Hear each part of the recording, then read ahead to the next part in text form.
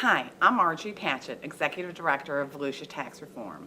We've invited all the candidates running for Volusia County Council to visit with us and answer questions pertaining to the issues facing today's voters. These are their answers.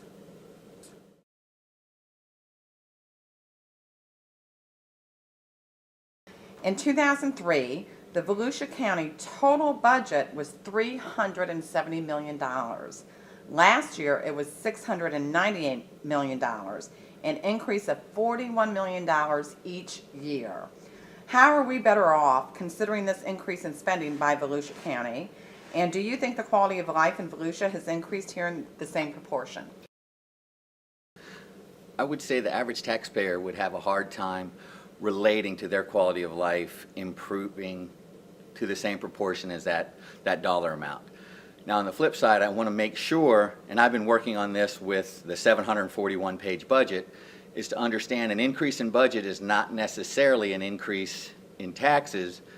So it gets more complicated, but I think obviously we need to do a better job if there are reasons why the budget is increasing to present to the taxpayer, the people that are footing the bill, of why that budget is increasing and make it where they can understand what it is.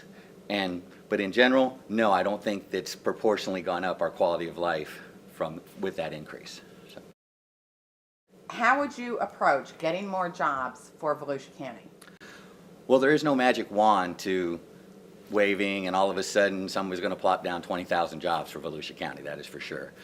It's a holistic approach. We need to obviously make our county more presentable to those companies looking to move from other parts of the country, whether we work on enhancing the ease at which somebody could process through the development cycle. I think one of our problems is we don't have a sense of urgency when we want to get people up and running.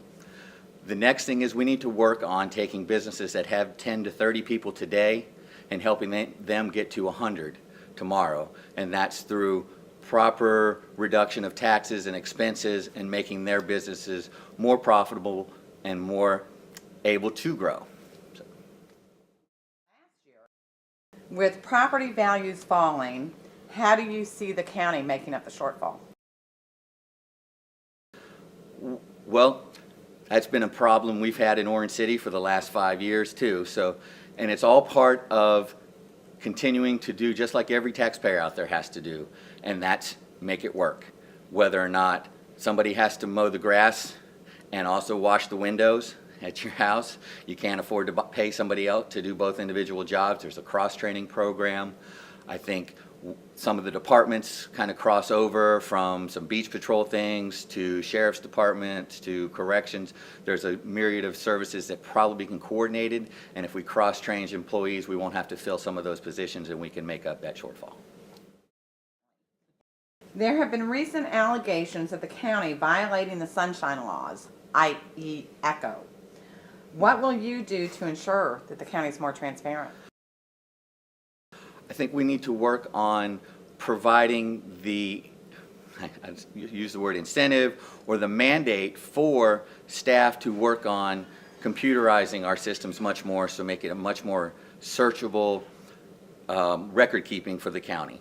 There are best practices all over this country where everything's online, and in Orange City we're actually doing that. Every bit of ordinances, everything is scanned in and put into the computer system. So folks don't even have to come down to City Hall and search it all up and get boxes and boxes, but just sit in their house on the internet with today's technology and allow them to look at everything we do.